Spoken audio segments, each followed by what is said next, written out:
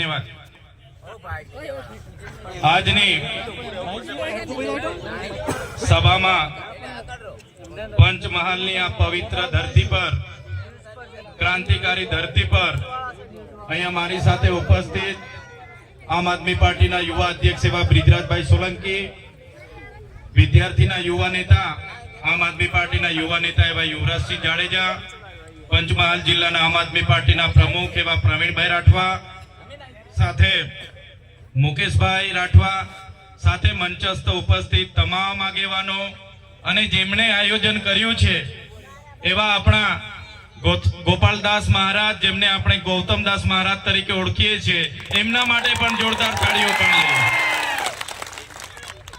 આજની આ સભામાં મીડિયા મિત્રો પણ આપણે લાઈવ કરવા માટે અને આપણો સંદેશો પૂરા ગુજરાતમાં પહોંચાડવા માટે ઊભા છે।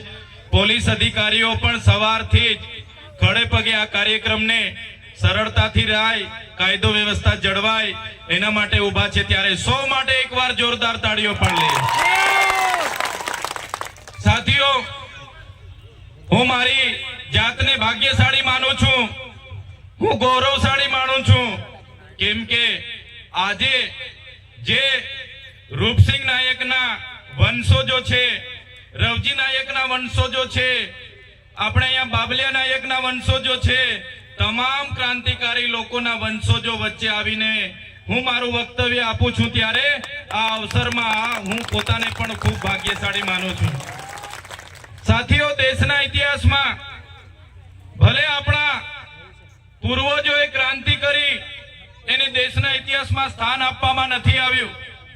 તમે જાણો છો, દેશનો ઇતિહાસ 1857 ના વિપ્લવથી બતાવવામાં આવે છે। એમના પહેલા શહીદ જેને ફાંસી આપી એવા મંગલ પાંડેથી બતાવવામાં આવે છે।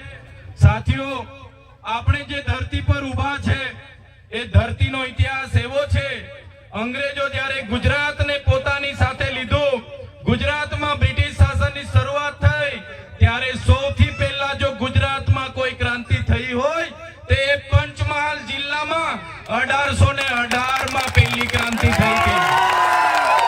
અને ક્રાંતિ કરનારા નાયક સમાજના આપણા પૂર્વજો હતા, ભીલ સમાજના આપણા પૂર્વજો હતા, અને બીજો જે વિદ્રોહ ગુજરાતમાં જો કોઈએ કર્યો હોય તો 1826 માં પંચમહાલની ધરતી પર આપણા પૂર્વજોએ બીજો વિદ્રોહ અંગ્રેજો સામે।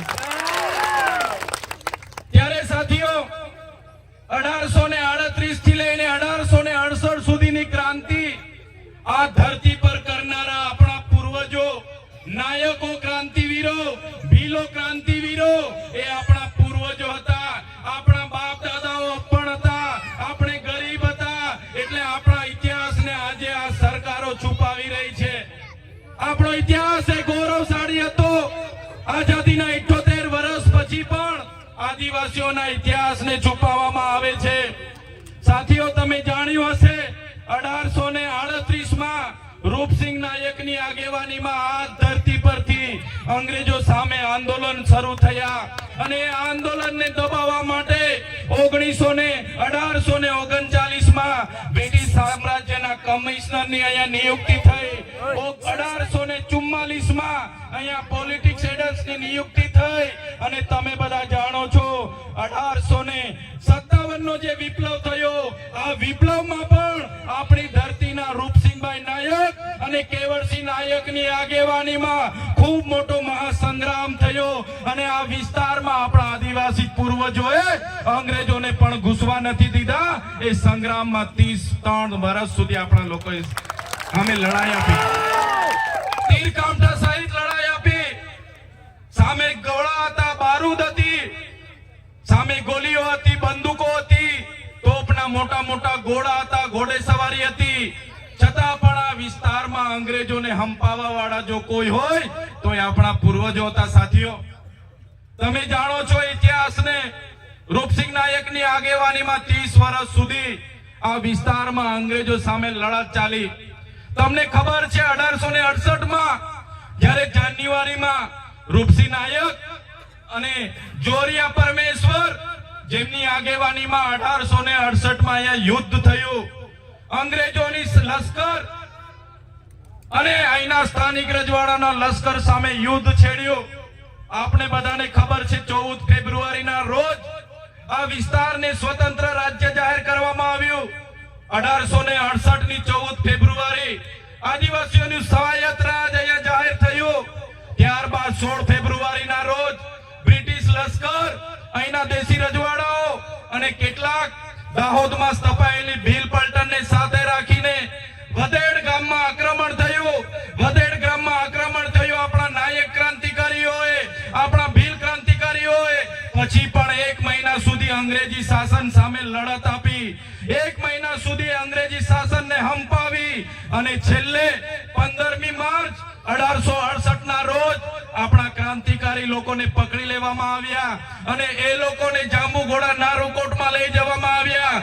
15 દિવસ બાદ એટલે કે 31 માર્ચના રોજ 31 માર્ચ 1868 ના રોજ અહીંયા નવી કોર્ટ ચાલુ કરવામાં આવી અને 15 દિવસ સુધી મુકદ્દમો ચાલવામાં આવ્યો અને 15 દિવસ બાદ એટલે કે 16મી એપ્રિલના રોજ આપણા રૂપસિંહ નાયક, જોરિયા નાયક, બાબલિયા નાયક, બાબરિયા નાયક, રવજી નાયક જેવા 5 ક્રાંતિકારીઓને ફાંસીના માંચડે પર ચડાવી દેવામાં આવ્યા.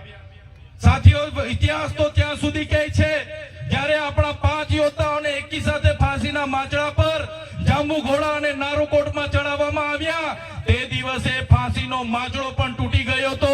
એ આપણા પૂર્વજોની તાકાત હતી. સાથીઓ,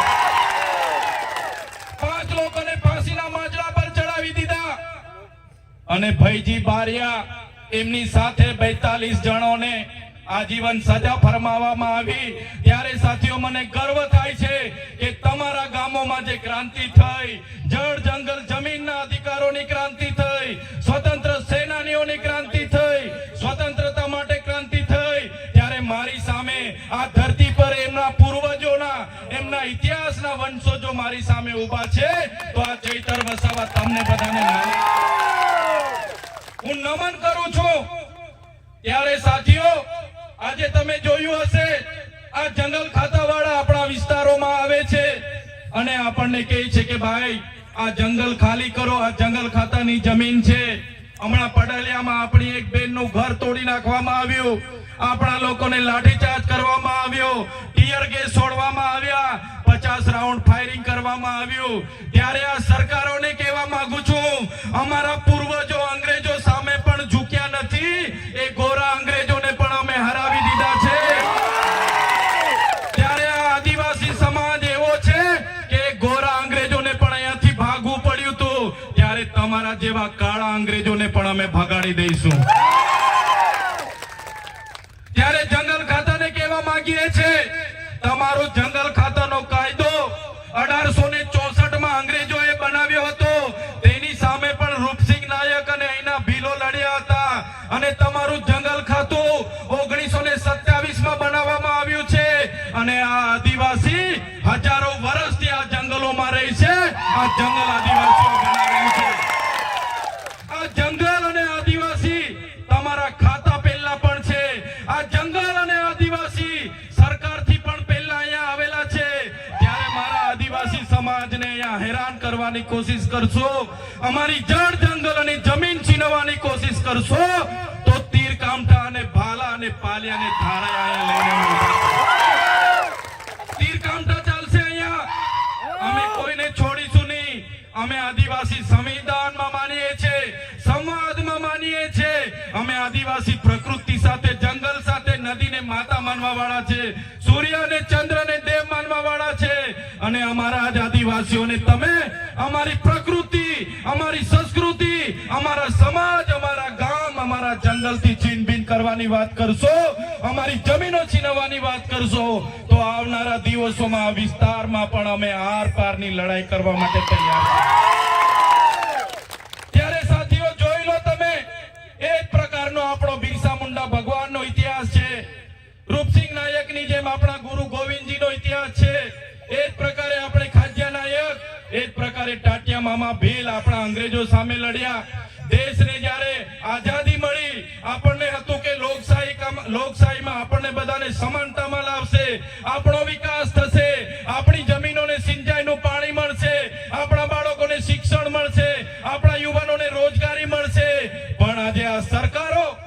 એમના ઉદ્યોગપતિઓના લીધે આપણી જમીનો છીનવી રહી છે, ત્યારે મારા આદિવાસી ભાઈઓ, મારા એસટી સમાજના ભાઈઓ, મારા ઓબીસી વર્ગના ભાઈઓ, આજે આપણી જે પ્રકારે આબાદી છે એ પ્રકારે આપણી હિસ્સેદારી નથી, ત્યારે આવનારા દિવસોમાં આ સામંતશાહી લોકો માટે, આ સામંતશાહી લોકોમાં હક અને અધિકાર લડવા માટે આપણે બધાએ આવનારા દિવસોમાં રાજનીતિમાં આવવું પડશે. રાજનીતિમાં ક્યાં સુધી આપણે અન્યાય વેઠીશું?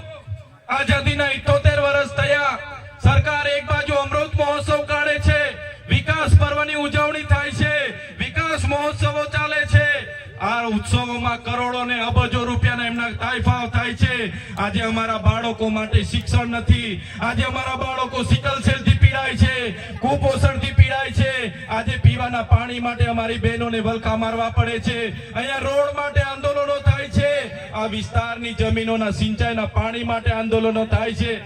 ત્યારે સાથીઓ, આ સરકાર એમનું મંત્રીમંડળ બદલે છે, પણ જો આપણે આપણા લોકોનો વિકાસ કરવો હશે, આપણા લોકોનું ઉત્થાન કરવું હશે, તો આપણે મંત્રીમંડળ નહીં, આપણે આ સરકારને બદલી નાખવી પડશે.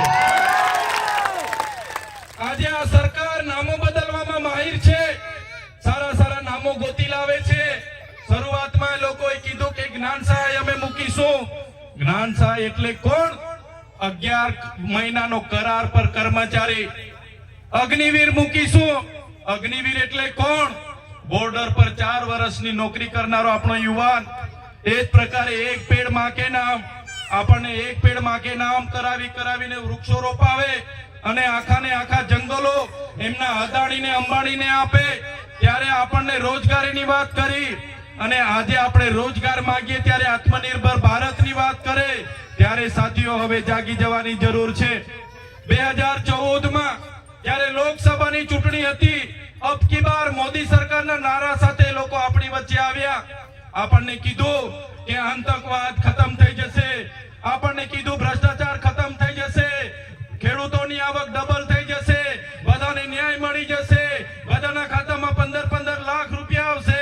આમ કરીને અબ કી બાર મોદી સરકાર બની ગઈ.